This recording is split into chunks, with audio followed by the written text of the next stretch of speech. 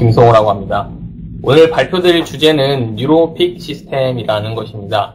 뉴로픽 시스템 혹은 뉴로픽이란 단어를 들어보신 분도 있을 테고 들어보지 못한 분도 계실 텐데 이번 시간에는 뉴로픽 시스템이 무엇인지에 대해서 간략하게 소개하는 시간을 좀 가져보도록 하겠습니다. 뉴로픽 시스템이 무엇인가에 대해서는 사실 이름 안에 거의 대부분의 뜻이 담겨 있습니다. 뉴로라는 이 적두사는 이 신경망의라는 뜻을 가지는 적두사고요. 몰픽이라는 이 전미사는 모사하는 그런 뜻을 가지는 전미사가 되겠습니다. 그래서 신경망을 모사하는 시스템으로 여러분들이 이해할 수 있을 거라 생각이 되고 있습니다. 이렇게 뉴로픽 시스템은 일단 간략하게 먼저 정의를 내려보자면은 인간의 신경망, 두뇌에 있는 신경망을 모사하여서 인간 두뇌에 가지는 장점들을 취해서 우리가 지금의 현재 컴퓨터보다 조금 더 진화된, 진보된 컴퓨팅 시스템을 만들어 보자라는 것이 기본 컨셉인 그런 시스템이 되겠습니다. 그래서 일단 발표는 다음과 같이 첫 번째로 뉴로픽 시스템에 대해서 소개하는 시간을 가지도록 하겠습니다. 아직 뉴로픽 시스템에 대해서 잘 모르신 분들이 많을 거라는 예상 하에 어떤 연구 분야인지 소개하는 시간을 가지도록 하겠고, 두 번째, 세 번째 파트에서는 현재까지 뉴로픽 시스템을 완성하기 위해서 어떤 연구들이 진행이 되어 왔는지를 간략하게 소개하는 시간을 갖도록 하겠습니다. 그래서 전체적인 발표 내용을 쉽게 소개하는 위주로 발표를 할 테니 아마 청취자분들도 크게 부담 없이 들을 수 있을 거라 생각을 하고 있습니다. 그렇다면은 일단 뉴로픽 시스템이 무엇인지에 대해서 한번 살펴보도록 하겠습니다. 뉴로픽 시스템이 무엇인지 아마 처음 들어보시는 분들이 많을 거라 생각이 돼서 제가 한번 포털 사이트에서 뉴로픽이란 단어로 한번 기사들을 검색을 해봤습니다. 어떤 기사들이 검색이 되는지 다음 슬라이드에서 볼 수 있는데요. 첫 번째로는 네페스라는 기업에서 삼성전자와 함께 세계 최초의 뉴로픽 칩을 상용화하였다, 이런 기사가 최근 한두 달 이내에 나온 적이 있습니다. 기사 내용을 좀 자세히 보시면은 인간의 뇌신경 기능을 모방한 아키텍처를 기반으로 한다. 그리고 576개의 인공 뉴런을 집적했다. 이런 기사 내용들이 포함이 되어 있는 것을 알 수가 있습니다. 우리가 뉴로픽 칩이 무엇인지는 아직 잘 모르겠지만 어쨌거나 인간의 신경을 모사를 했고, 신경망을 모사를 했고, 그 안에 이제 인공 뉴런이 집적되어 있는 거라는 것까지는 우리가 기사를 통해서 대충 이 감을 잡을 수가 있을 겁니다. 두 번째로 오른쪽 기사를 보시면은 인텔에서도 뉴로픽 칩을 개발을 했는데요. 이름은 로이라고 붙어 있고요. 기사 내용 비슷합니다. 1024개의 인공세포 뉴런을 가지고 있는 랍스터의 뇌보다 복잡한 칩이다, 이렇게 표현을 하고 있습니다. 다른 기사들을 보시면은 화웨이는 중국의 통신 회사죠, 그렇죠? 역시 이런 뉴로모픽 칩을 생산하고 있는 중이고, 퀄컴에서도 스마트폰에 들어갈 프로세서, 뉴로픽 프로세서를 개발하고 있습니다. SK 하이닉스에서는 뉴로픽 칩을 개발하기 시작했다라고 발표하고 있고요. 미국 MIT에서는 뉴로픽 컴퓨팅 칩을 개발했다, 이런 기사도 역시 나오고 있습니다. 따라서 아직 여러분들이 뉴로픽 칩이 뭔지는 모르겠지만 이런 신문 기사들을 통해서 봤을 때는 뭔가 세계적인 기업 혹은 세계적인 연구기관, 대학에서 열심히 뉴로픽 칩을 연구하고 있는 중이다라는 것까지는 여러분들이 알 수 있을 거라 생각을 하고 있습니다. 이렇게 뉴로픽 칩은 신문 기사에서 우리가 힌트를 얻을 수 있듯이 인간의 뇌신경, 그러니까 두뇌에 있는 그 신경망을 모사를 하는 전자회로나 반도체 시스템 같은 것을 우리가 뉴로픽 칩, 혹은 뉴로픽 시스템이라고 정의를 하고 있습니다. 즉 모사공학입니다. 자연에 있는 것을 모사해서 우리가 장점을 취득하는 그런 연구 분야가 되겠고요. 우리가 인간의 두뇌의 신경망을 모사를 해야 되기 때문에 사실 인간 두뇌의 동작 원리를 자세히 이해한다면 우리가 그걸 제대로 카피를 할 수 있겠죠, 그렇죠? 그래서 인간의 두뇌에 대한 이해, 즉 뇌과학의 발전이 먼저 진행되고 그 뒤따르는 연구 분야라고 보시면 되겠습니다. 즉 우리가 뉴로픽 시스템을 잘 만들기 위해서는 일단은 인간의 두뇌 동작 특성을 잘 파악해야 된다는 전제 조건이 필요하게 됩니다. 따라서 인간의 두뇌를 좀 이해를 해야 되는데, 인간의 두뇌는 아직까지 완벽하게 그 동작 원리가 밝혀져 있지는 않습니다. 하지만 사람들이 여러 가지 연구를 통해서 현재까지 밝혀낸 바를 토대로 우리가 뉴런빛 시스템을 만들고 있는데요. 첫 번째로 우리가 인간의 두뇌 장점 중에서, 특징 중에서 우리가 인지적인 관점에서 한번 특징들을 살펴보도록 하겠습니다. 첫 번째 이 왼쪽 사진을 보시면 여러분들이 딱 누군지 아마 대부분 아실 겁니다. 스칼렛 요한슨이라는 헐리우드 아주 유명한 배우죠. 그렇죠? 다양한 영화에 출연을 하고 있고요.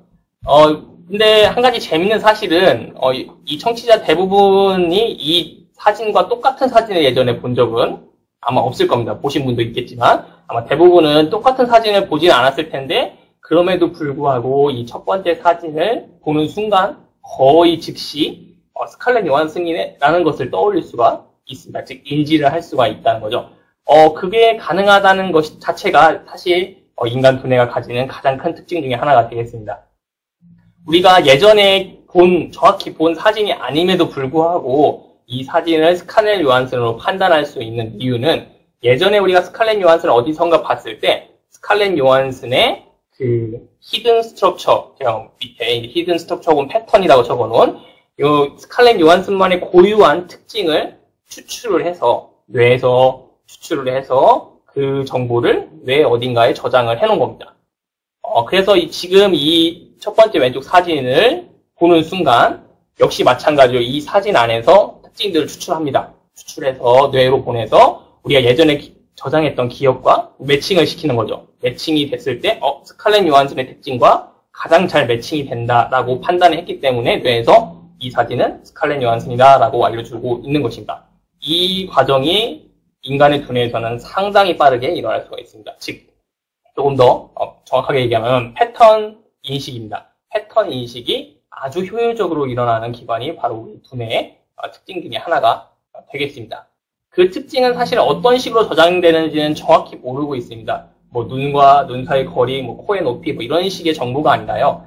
아주 고유의 특징들을 추출하는데 어떤 정보를 추출하는지는 정확히 모르고 있습니다. 하지만 그 특징을 잘 압축해서 뇌에 잘 저장을 해놓고 새로운 정보들이 들어왔을 때 그것들을 매칭하는 능력이 아주 뛰어난 기관이 바로 우리 인간의 두뇌가 되겠습니다.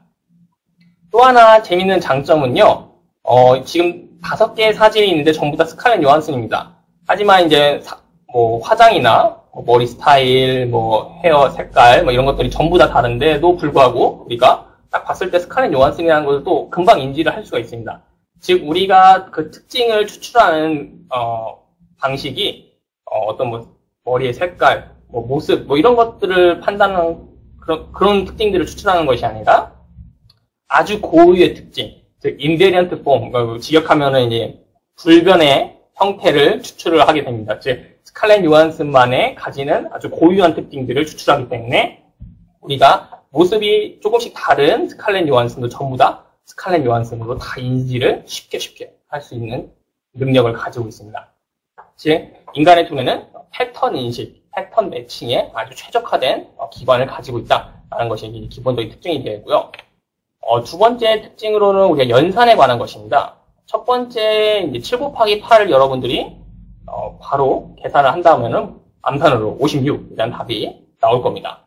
하지만 두 번째 120 곱하기 136을 해라라고 한다면은 여러분들 아마 거의 대부분은 종이와 펜이 없이는 하기가 좀 힘들 겁니다. 그렇다면은 왜 위에 연산은 가능하고 밑에 연산은 종이와 펜이 꼭 필요할까요? 이것도 이제 두뇌에 가진 특징 중에 하나인데요. 우리 인간의 두뇌를 흔히 컴퓨터의 CPU 같은 것들과 비교를 보통 하기 때문에 인간이 두뇌가 연산을 담당하는 부분으로 이제 오해를 종종 하기 쉽습니다. 하지만 우리 인간의 두뇌는 연산을 못합니다. 즉 7 곱하기 8을 우리가 암산으로 할 수 있는 이유는 머릿속에서 7을 8번 더하는 것이 아니라 그냥 우리가 어렸을 때 9구단을 외워서 7, 8은 56 이렇게 테이블에서 끄집어내는 정보가 있기 때문입니다. 밑에 120 곱하기 136을 못하는 이유는 우리가 한 번도 외워본 적이 없기 때문이죠. 따라서 우리 인간의 두뇌는 연산은 못합니다. 즉 덧셈, 뺄셈에 최적화되어 있지는 않습니다. 하지만 인간의 두뇌는 거대한 메모리, 정보의 저장소로 보시면 되겠습니다. 그래서 그 저장소 안에 있는 정보를 끄집어내는 능력이 뛰어난 기관으로 보시면 되겠습니다. 즉 우리가 앞으로 뉴런픽 시스템을 만들 때 우리가 인간의 두뇌를 모사를 한다라고 하면은 기존의 컴퓨터는 연산에 최적화되어 있는 프로세서입니다. 즉 얼마나 더 빠르게 연산할 수 있을지를 고민하는 프로세서라고 하면은 뉴런픽 시스템은 메모리, 그러니까 거대한 메모리 덩어리고요.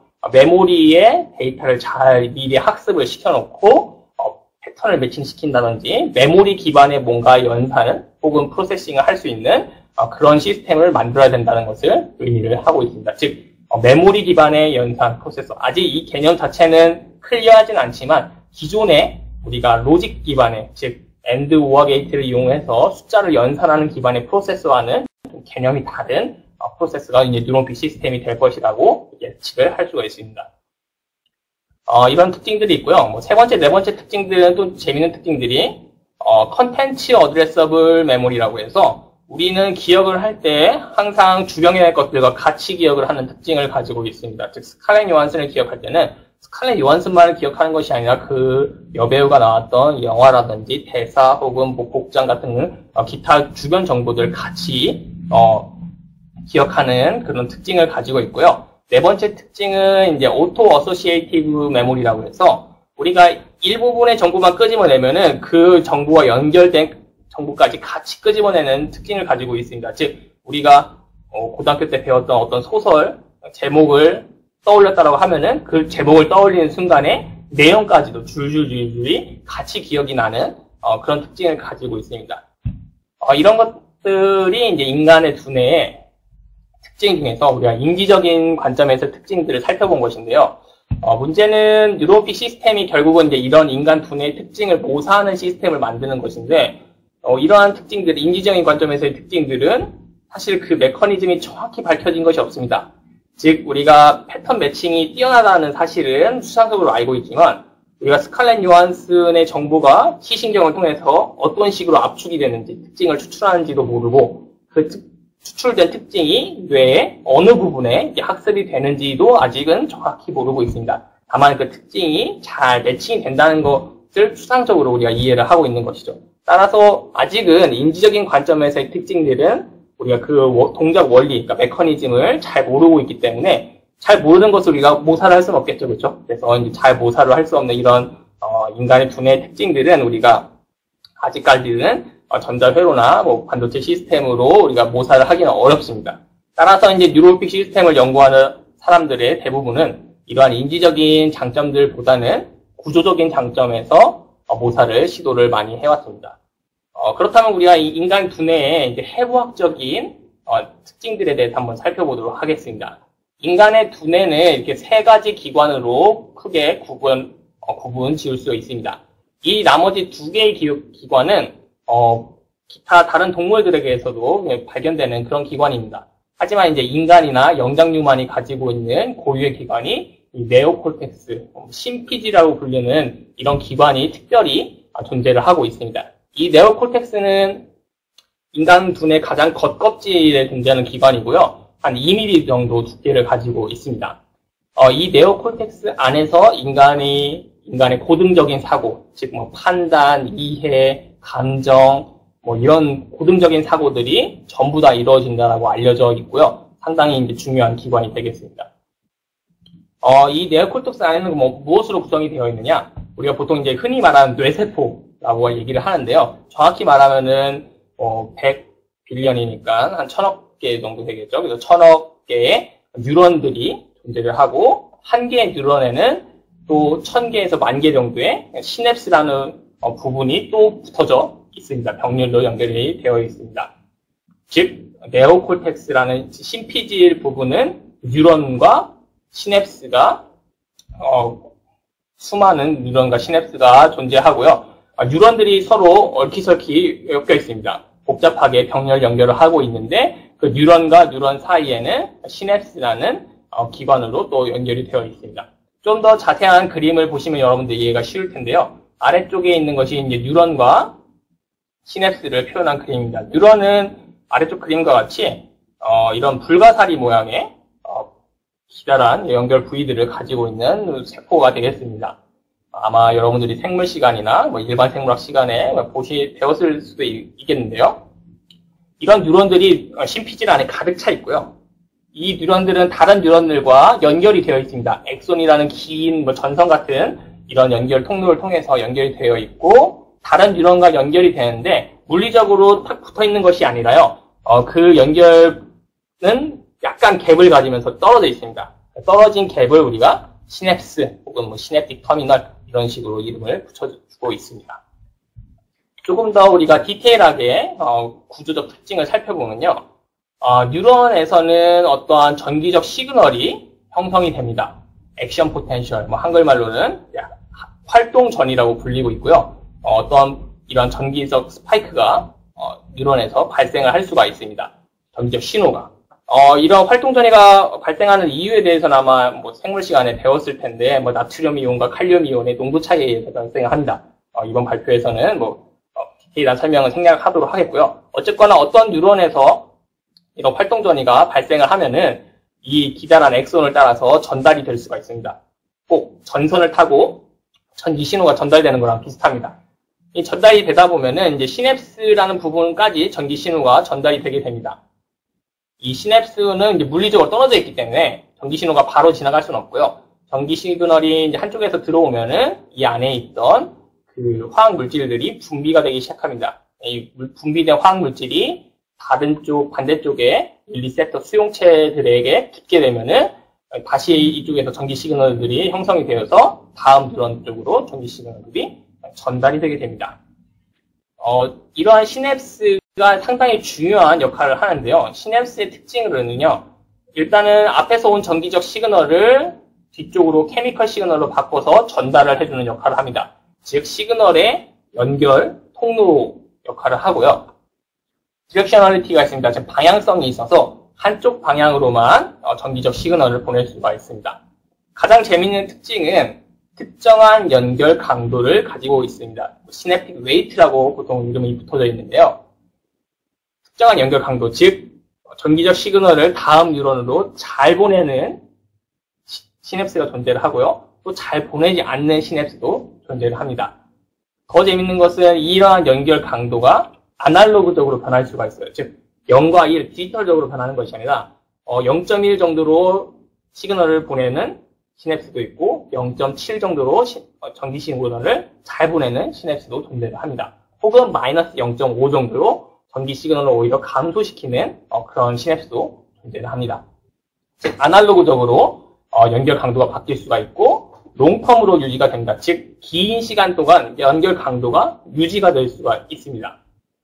다시 한번 요약을 해보면요. 우리 두뇌의 고정적인 사고는 인간 두뇌의 겉껍질에 있는 심피질에서 이루어지고 있습니다. 심피질 안에는 뉴런들이 가득 차 있습니다. 뉴런이 아주 복잡하게 연결이 되어 있고요. 그 뉴런과 뉴런 사이에는 이러한 시냅스라는 연결 통로를 가지고 있고 뉴런들은 서로 전기 시그널들을 주고받고 있습니다. 아주 복잡한 전달 회로라고 보시면 되겠습니다. 그렇다면 우리가 스칼렛 요한슨의 이미지를 봤을 때 우리가 스칼렛 요한슨의 특징을 어떤 식으로 추출하는지는 정확히 모르지만 그 추출된 특징이 뇌 어딘가에는 저장이 될 건데요. 그 저장, 즉 학습, 스칼렛 요한슨의 얼굴을 학습한다는 것은 도대체 물리적으로 무엇을 의미가 할까요? 그것은 바로 밑에 써놨죠. 뉴럴 네트워크의 구조적인 변화를 의미를 합니다. 조금 더 다시 설명드리면은 뉴럴 네트워크는 우리가 이제 신경망이죠. 결국은 이제 뉴런이 복잡하게 얽혀진 이 심피질 안에서 구조적인 변화가 일어나는데 정확히 구조적인 변화가 무엇이냐? 시냅스에 가지는 연결 강도가 변하게 됩니다.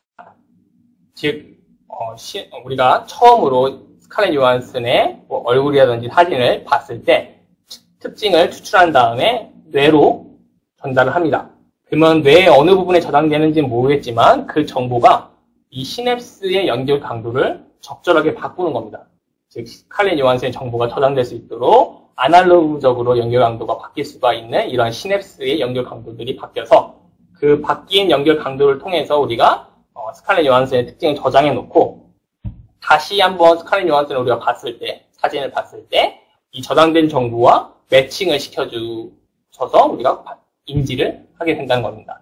즉 우리가 인지적인 관점에서 두뇌를 봤을 때 동작 원리를 정확하게 이해는 못하지만 우리가 해부학적으로 봤을 때는 조금 더 이해를 잘 하고 있습니다. 즉 뉴런과 뉴런 사이에는 전기 시그널들이 수없이 오고 가고 있고 시냅스의 연결 강도가 아날로그적으로 변하고 있는데 우리가 무언가를 학습하고 이해하고 판단하고 즉 뇌의 대부분의 동작은 시냅스의 연결 강도가 변하면서 이루어지고 있다라는 것을 우리가 알 수가 있게 됩니다. 알고 있습니다. 그 사실을 우리가 이제 알고 있습니다. 따라서 뉴로모픽 시스템 연구하시는 분들은 이제 이러한 해부학적인 특징을 이제 모사를 하려고 노력을 많이 하고 있습니다. 즉 뉴런의 역할을 할 수 있는 뭔가 전자회로나 시스템 그리고 시냅스의 역할을 할 수 있는 뭔가 전자회로나 시스템을 구현해서 이것들을 잘 배치하고 연결해서 인공신경망을 만들게 되면은 우리가 그 인공신경망을 통해서 뭔가 뇌를 닮은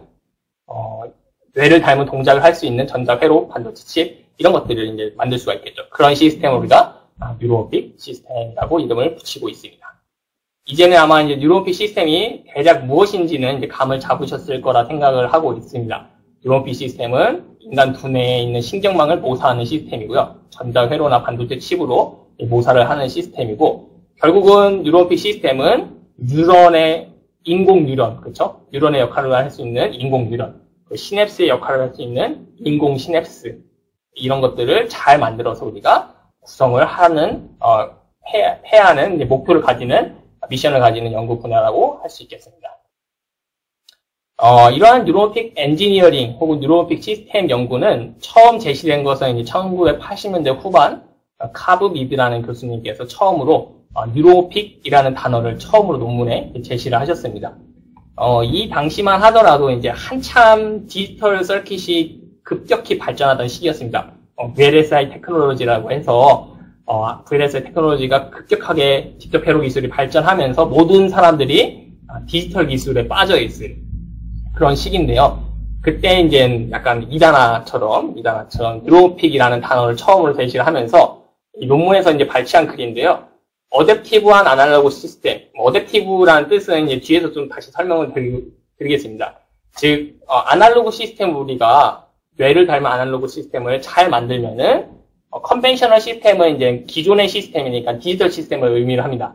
디지털 시스템보다 더 적은 에너지만으로 또 장점을 가지는 시스템을 만들 수 있지 않겠냐라고 이제 처음 제시를 하신 겁니다. 하지만 이제 불행히도 이렇게 1980년대 후반에 제시된 연구 분야가 바로 이렇게 연구가 활발히 진행되지는 못했습니다. 그 이유는 결국 뉴로모픽 시스템은 모사공학이기 때문에 뇌과학과 같이 발을 맞춰서 갈 수밖에 없는 그런 공학이 되겠습니다. 즉 우리가 뇌의 동작 원리를 100% 지금 정확하게 이해를 하고 있다면은 우리가 그대로 카피만 하면 되기 때문에 뉴로모픽 시스템 만드는 것도 참 쉬울 겁니다. 하지만 인간 두뇌의 동작을 아직까지 정확하게 이해를 하고 있지 못하기 때문에 그 이해하는 정도만큼만 우리가 시스템을 만들 수 있다는 한계를 가지고 있습니다. 즉 우리 인간의 두뇌가 왼쪽에 있습니다. 인간의 두뇌 안에는 뉴런과 시냅스가 복잡하게 얽혀 있고요. 그 안에는 이제 시냅스들이 단위 시냅스들이 존재를 할 테고 그 시냅스 안에도 복잡한 이온 채널들이 존재를 하고 있습니다. 이런 것들을 우리가 반도체 나노 소자라든지 전자 회로, 반도체 칩 이런 것들로 이제 서서히 모사를 해서 우리가 아주 간단한 형태의 모사 시스템을 만들어 보고 있는데요. 문제는 우리가 뇌에 대해서 정확하게 이해를 못하고 있기 때문에 아주 추상적인 시스템 혹은 매우 간략화된 시스템만 현재까지는 만들 수가 있다는 것이 한계가 되겠습니다. 즉 뇌과학이 발달하면 할수록 뉴로모픽 시스템도 더 발전할 수 있기 때문에 이러한 관계 때문에 연구가 엄청나게 빠르게 진행되지는 못했고요. 마찬가지로 처음에 이 분야가 제시된 것은 1980년대 후반이지만 80년대, 90년대까지는 거의 주목을 받지 못하다가 최근 들어서 혹은 이제 2010년 이후에나 이제 이 분야가 주목을 받고 이제 사람들이 많이 연구를 하기 시작했습니다. 그렇다면은 여러분들이 이제 뉴로모픽 시스템은 무엇인지는 이제 확실히 파악을 하셨을 텐데, 그러면 이제 그게 궁금해질 겁니다. 도대체 이걸 왜 해야 되느냐? 왜 연구를 해야 되고, 기존의 시스템보다 도대체 뭐가 좋은 건지 한번 궁금해질 타이밍이 됐는데, 한번 그것에 대해서 설명드리도록 하겠습니다. 현재 컴퓨터는 폰 노이만 아키텍처를 기반으로 설계가 되어 있습니다.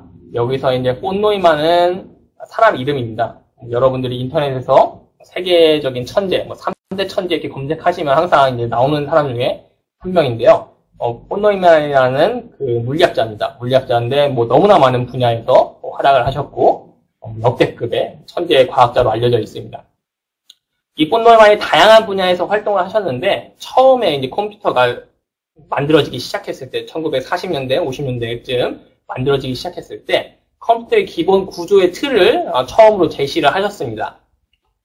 현재 컴퓨터는 다음과 같이 아래 그림과 같이 구성이 되어 있습니다. CPU, 즉 연산을 담당하는 부분이 있고요. 메모리, 데이터를 저장하는 부분이 따로 있습니다. 즉 CPU가 있고요. 여러분들 컴퓨터에 보시면 이제 램이라고 꽂혀 있는 D램이죠, 보통.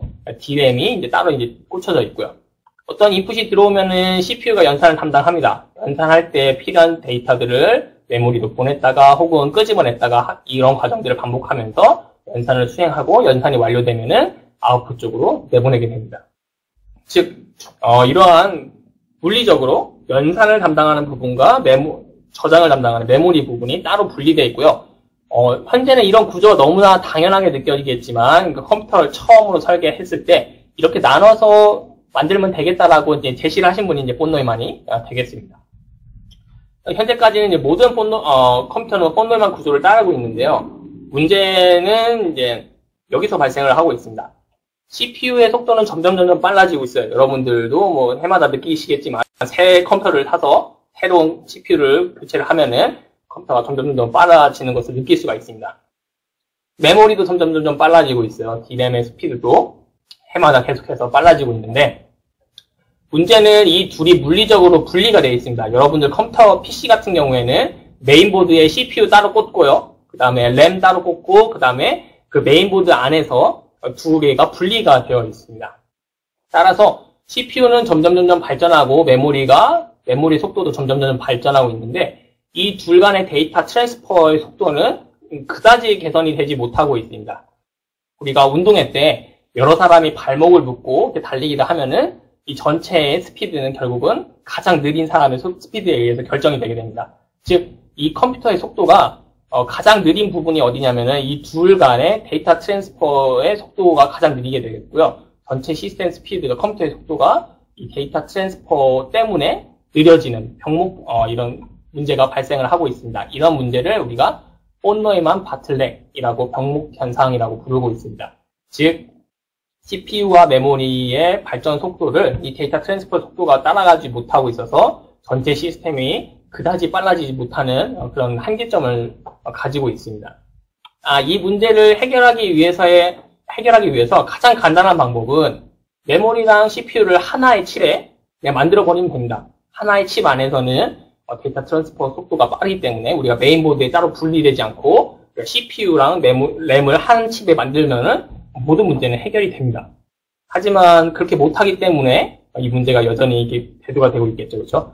현재 공정 기술로는 이 CPU와 메모리를 동시에 하나의 칩에 만들 기술이 없습니다.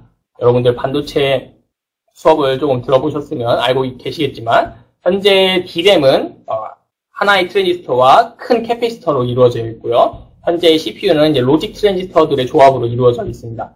문제는 이 캐패시터 만드는, 그러니까 D램에서 캐패시터 만드는 공정이 이 로직 트랜지스터 만드는 공정과 호환이 되지 않습니다. 따라서 이제 하나의 칩에서 이 둘을 동시에 만드는 것은 현재로서는 불가능하고요.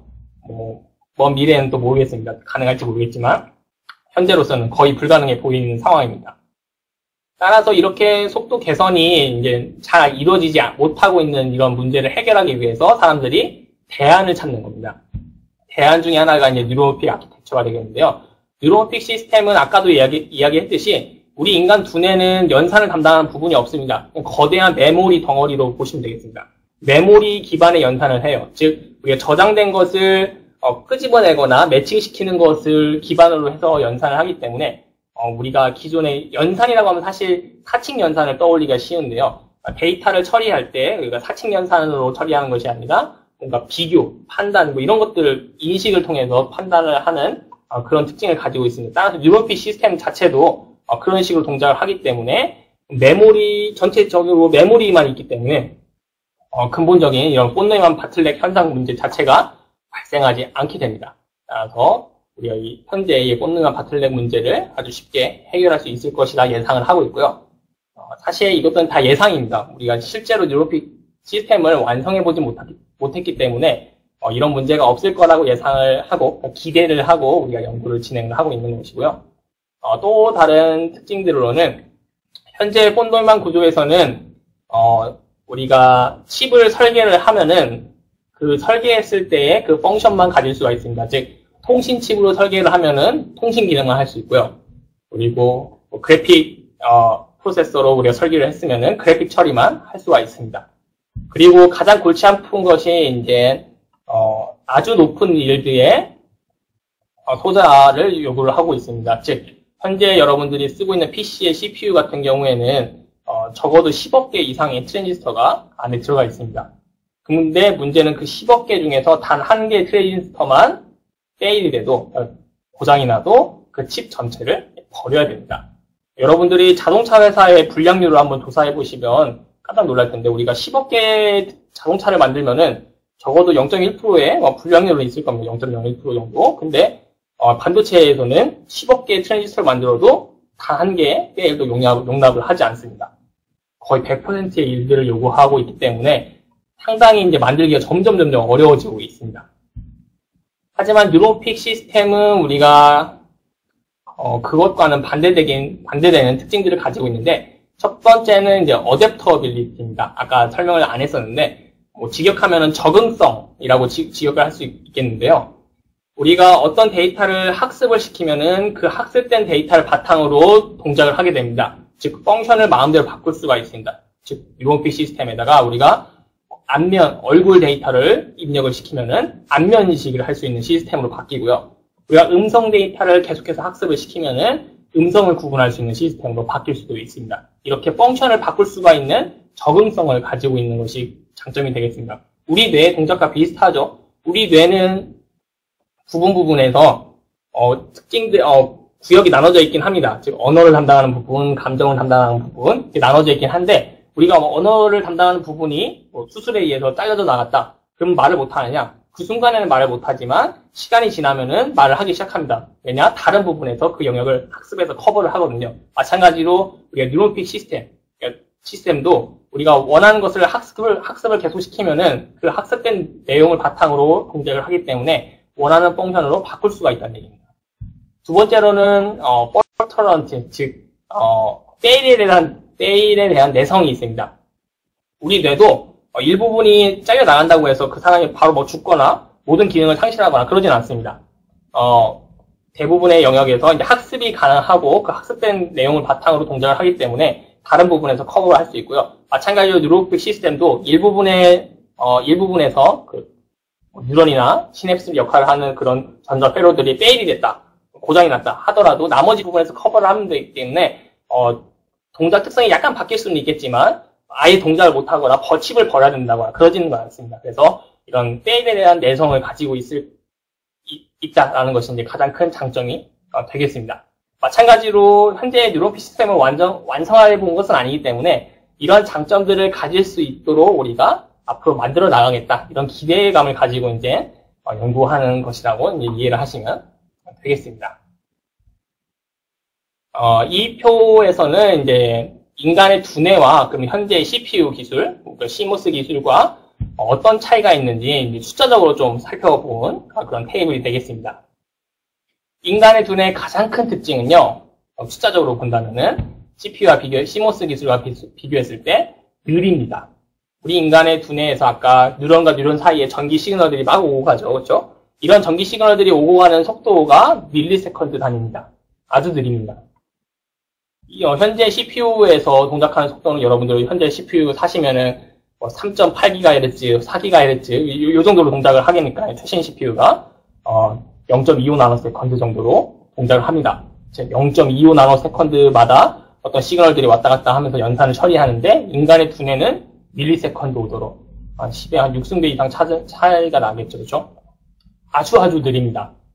느린데 어떻게 이렇게 막 창의적인 생각도 하고 학습도 하고 하느냐? 가장 큰 특징은 또 팬인 팬아웃, 이건 병렬 연결 수인데요.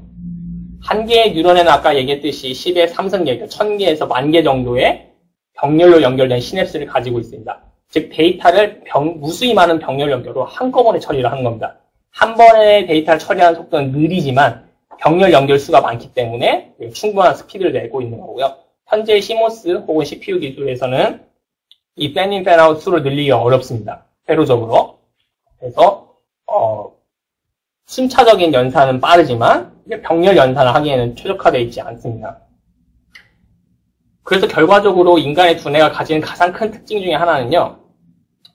느리지만 무수히 많은 병렬 연결을 통해서 데이터를 병렬적으로 한꺼번에 처리를 하고, 우리가 전자회로 시간에 아마 배우신 분들 계실 텐데 전체 칩의 그 전력 소모량은 그 동작 프리퀀시의 제곱에 비례해서 증가를 하게 됩니다. 스피드가 느리기 때문에 프리퀀시가 낮겠죠, 그렇죠? 그래서 토탈 에너지 컨섬션, 즉 에너지 소모량은 인간 두뇌는 대략 시간당 10W 정도로 매우 적습니다.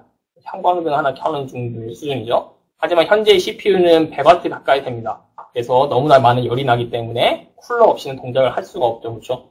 이런 가장 큰 특징적인 차이를 가지고 있습니다. 다시 한번 요약을 하면요. 인간의 두뇌는 느립니다. 느리지만 무수히 많은 병렬 연결을 통해서 데이터 연산을 그래도 빠르게 할 수 있고요. 느리기 때문에 전력 소모량은 낮습니다. 이런 것들이 기존의 현재의 컴퓨터 혹은 CPU 이런 것들과의 가장 큰 차이점이 되겠습니다. 따라서 뉴런픽 시스템을 우리가 만든다고 하면은 이런 장점들을 주의해야 되겠죠, 그렇죠? 전체 스피드는 느리지만 무수히 많은 병렬 연결을 활용할 수 있는 무언가를 만들어야 된다는 겁니다. 또 전력 소모량은 지금의 시스템보다는 훨씬 다운시킬 수 있는 무언가를 만들어야 되는 것이 뉴런픽 시스템 연구하는 사람들의 목적이 되겠습니다. 그래서 이제 뉴런픽 시스템을 왜 연구를 해야 되느냐, 이제 최종적으로 우리가 볼 수 있는 슬라이드가 되겠습니다. 가로축은 이제 태스크 복잡성입니다. 그래서 우리가 얼마나 더 복잡한 연산을 해야 되냐, 그것을 의미를 하는 것이고요. Y축은 그 복잡한 연산에 필요한 메모리라든지 전력 소모량, 칩 사이즈 같은 것들을 의미를 하고 있습니다. 파란색이 현재의 포노이만 구조의 디지털 시스템에서의 요구되는 양이에요. 지금 X축, Y축이 전부 다 로그 스케일이기 때문에 익스포넨셜로 증가를 한다는 얘기입니다. 즉, 현재 기술로 더 빠른 연산을 하기 위해서는 우리가 2배 빠른 연산을 하겠다라고 했을 때는 전력 소모량이 2배만 증가하는 것이 아니라 4배, 6배, 8배 이런 식으로 익스포넨셜하게 증가를 한다는 얘기입니다. 또한 칩 사이즈도 그에 따라서 익스포넨셜하게 증가를 할 수밖에 없는 기본적인 한계를 가지고 있다라는 것이 이제 현재 시스템의 한계가 되겠습니다. 여러분들은 이제 알파고가 인간의 인간과 바둑을 대결해서 이겼는데, 그때 알파고가 사용한 에너지 측면을 보면요, 슈퍼컴퓨터를 사용을 했어요. 계산해서 연산을 했기 때문에 이세돌이 아마 시간당 쓴 에너지는 10W 정도일 겁니다. 하지만 알파고가 쓴 에너지는 거의 한 10,000배에서 100,000배 가까운 에너지를 소모를 한 것으로 알려져 있습니다. 즉 10,000명의 바둑 기사와 이세돌 한 명이 사실 경쟁한 거라고 볼 수가 있겠죠. 에너지적인 측면에서는. 이런 알파고가 사실 우리 스마트폰에 들어오면 얼마나 많은 일을 할 수 있겠습니까? 하지만 현재로서는 불가능하다는 얘기입니다. 왜냐하면은 현재의 디지털 시스템에서는 이러한 복잡한 인공지능을 수행하기 위한 프로세서를 만들 수는 있지만 너무나 많은 전력 소모량이 필요하기 때문에 일반적인 스마트폰에 아직은 들어올 수 없을 거라 이제 예상을 하고 있는 것이고요. 따라서 이런 문제를 해결하기 위해서 새로운 컴퓨팅 아키텍처를 도입하자는 것이 뉴런픽 시스템이 되겠습니다. 즉, 인간 두뇌를 닮은 병렬 처리 방식 혹은 아날로그 처리 방식을 도입을 하면은 우리가 녹색 그래프처럼 복잡한 연산도 조금 더 적은 에너지만으로 수행을 할 수 있을 거라고 예상을 하면서, 기대를 하면서 연구를 하는 분야가 되겠습니다. 결국은 뉴런픽 시스템이 이제 무엇인지에 대해서는 확실히 감을 잡으셨을 거라 생각을 하고 있습니다. 그럼 뉴런픽 시스템을 우리가 실제로 만들려면은 무엇을 준비를 해야 되느냐? 결국은 인공신경망을, Artificial Neural Network를 하드웨어적으로, 그러니까 전자회로적으로 우리가 만들어줘야 됩니다. 아까 뉴런들을 우리가 동그라미로 표시를 해봤습니다. 뉴런들이 쭉 있고요. 또 다른 뉴런들이 있고, 또 다른 뉴런들이 있습니다. 뉴런과 뉴런들은 서로 병렬로 아주 복잡하게 연결이 되어 있고요. 각각의 뉴런과 뉴런 사이에는 시냅스라는 연결 포인트를 가지고 있습니다. 즉, 뉴런의 인공신경망을 이제 가장 간단하게 표현한 모식도가 되겠는데요. 이러한 인공신경망을 우리가 전자회로, 반도체, 소자 같은 것들로 구현을 해서 여기에 동작시킬 수 있는 알고리즘을 잘 부여를 한다면 우리가 잘 인간처럼 동작하는 이제 인공 전자두뇌라고 할까요? 그런 인공신경망을 완성을 할 수 있을 겁니다. 뉴로픽 시스템을 이제 완성을 하려면은 다음과 같은 연구들이 필요한데요. 첫 번째로는 시냅스 역할을 할 수 있는 무언가를 만들어줘야 돼요. 시냅스의 역할은 아까도 얘기했듯이 아날로그적으로 변하는 연결 통로, 연결 강도, 이 값을 가지고 있기 때문에 그것을 표현할 수 있는, 전자회로나 반도체로 표현할 수 있는 무언가를 만들어줘야 되고요. 뉴런의 역할은 뭐였죠? 뉴런은 뒤에서 다시 한번 설명드릴 텐데, 전기 시그널을 만들어서 다음 뉴런으로 보내는 거. 다음 뉴런에서는 그 전기 시그널을 받겠죠, 그렇죠? 받고 다시 다음 뉴런으로 보내는 거. 이런 것들의 역할을 할 수 있는 무언가를 또 설계를 해야 됩니다. 그런 다음에 이 뉴런과 시냅스가 완성이 되면은 이 둘을 잘 붙이고요. 잘 붙인 다음에 아주 많은 뉴런과 시냅스가 존재를 할 테니 이런 복잡한 병렬 연결을 어떻게 처리할 것인지 그런 것들에 대한 디자인이 필요하고, 마지막으로 어떤 정보를 학습시켜서 어떻게 동작을 시킬 것인지 이런 러닝 학습 알고리즘 같은 것들이 또 개발이 되어야 할 것입니다. 이런 것들이 다 완성이 됐을 때 우리가 최종적으로 뉴로픽 시스템이 완성되었다라고 얘기를 할 수 있겠는데요. 현재 연구 수준은 시냅스를 이제 모사하는 시냅스 모방 소자를 만드는 것, 그리고 뉴런을 모사하는 뉴런 모방 소자를 만드는 것까지 현재 활발히 진행되고 있고요. 이 윗단계는 아직까지는 이제 미지의 영역으로 남아져 있습니다. 그래서 아직은 연구할 게 상당히 많이 남은 그런 연구 초기의 연구 분야라고 보시면 되겠습니다.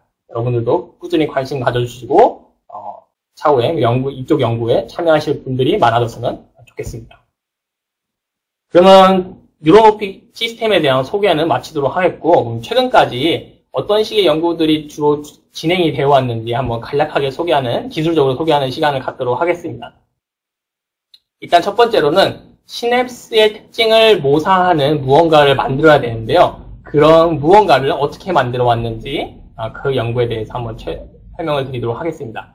사람들이 시냅스를 모방하는 무언가를 만드는데 사실 가장 먼저 뛰어들었고요. 가장 오랫동안 연구가 진행된 부분입니다. 왜냐하면은 우리 인간 두뇌에 보시면은 인간 두뇌에 아까 심피질에는 뉴런이 1000억 개 있고요. 한 개 뉴런에는 시냅스가 또 1000개에서 10,000개 정도 연결이 되어 있습니다. 즉 심피질 안에는 개수로 따지면 시냅스가 가장 많습니다. 그렇죠? 시냅스의 개수가 가장 많기 때문에 사람들이 일단 시냅스를 잘 만들어야 뉴로픽 시스템을 완성할 수 있겠다라는 그런 것 때문에 시냅스 연구를 가장 먼저 오랫동안 진행을 하고 있습니다. 일단 시냅스 연구는 어떻게 시작이 되었냐면요.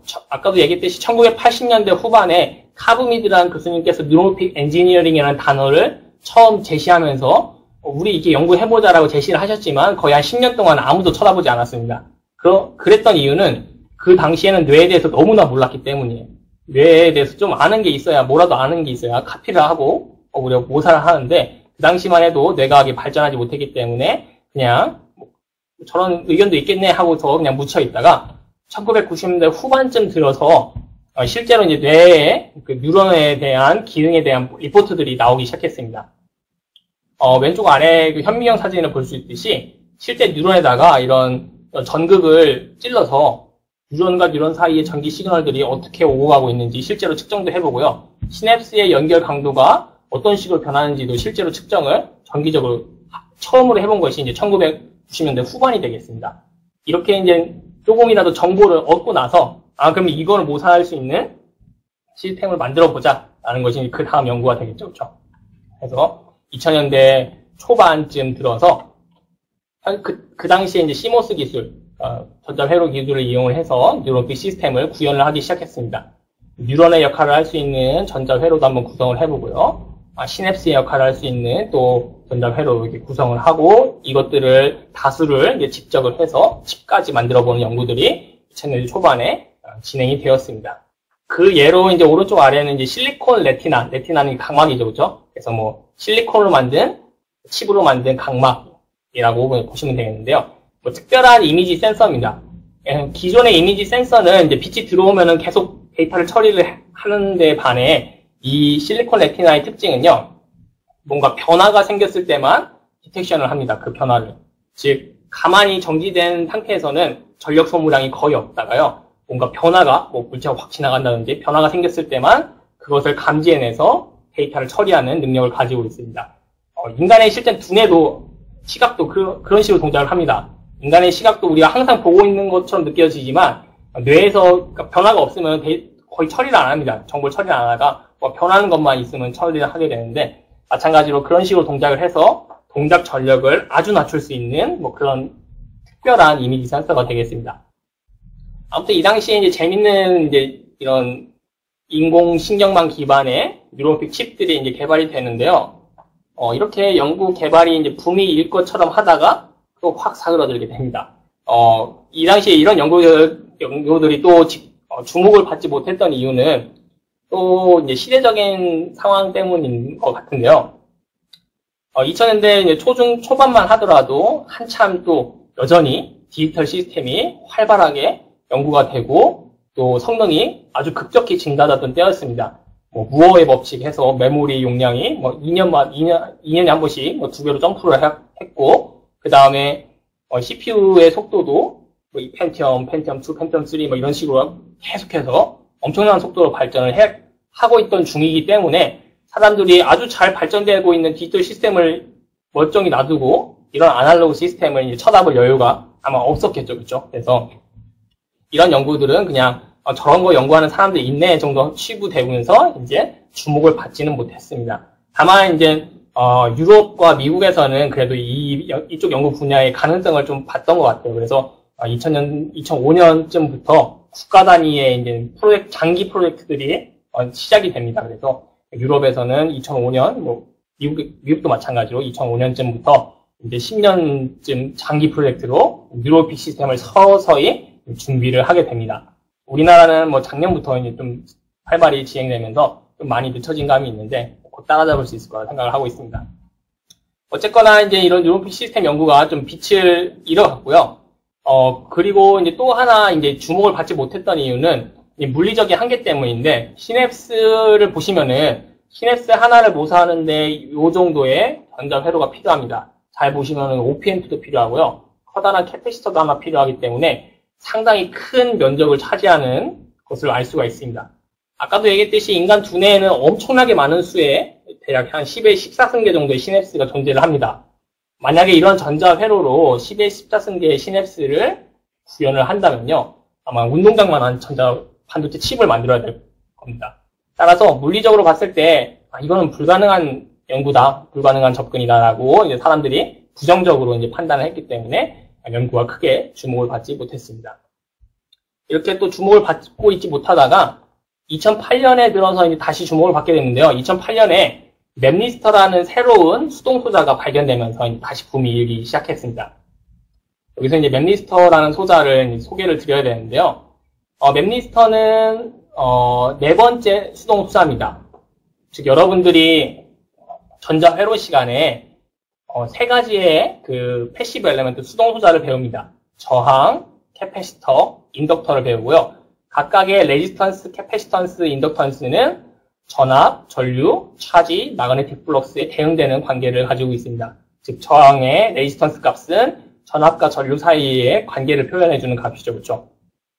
이렇게 딱 이렇게 그림을 그려놓고 보면은 요 네 번째 마그네틱 플럭스와 차지 사이의 관계를 가지는 뭔가가 하나 딱 존재를 하면은 자연현상은 항상 대칭을 잘 맞추고 있으니까 대칭이 딱 맞으면서 뭔가 이쁜 그림이 완성될 것으로 보여집니다. 따라서 이제 1960년도에 UC 버클리의 레온 추아 교수님께서 이름을 하나 붙여주셨어요. 여기에 맵리스터라는 소자가 이제 존재를 할 거고, 맵 레지스턴스의 M 값은 이제 맵 레지스턴스입니다.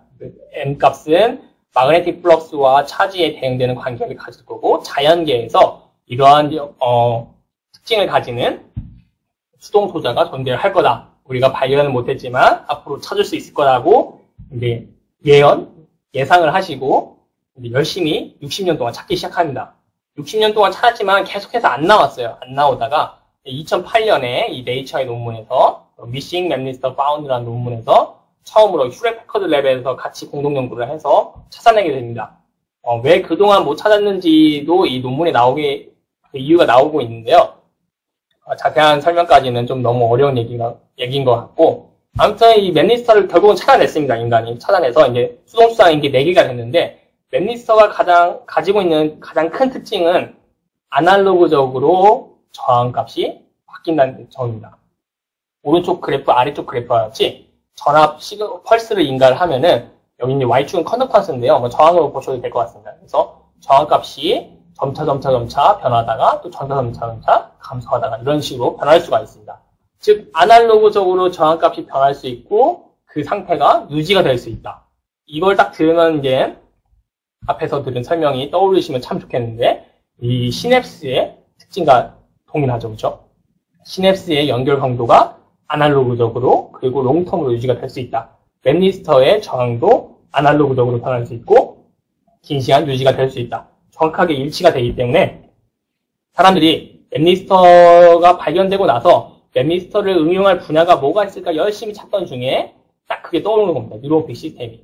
그래서 인간 두뇌의 시냅스를 우리가 이렇게 복잡한 전자회로로 모사를 하지 말고 단 한 개의 맵리스터로 모사를 하면은 정말 심플하게 우리가 만들 수가 있게 되고 칩 사이즈도 크게 늘어나지 않으면서 아주 훌륭한 뉴로픽 시스템을 이제는 해볼만 하겠다, 완성해볼만 하겠다라는 이제 긍정적인 기대가 생기게 된 겁니다.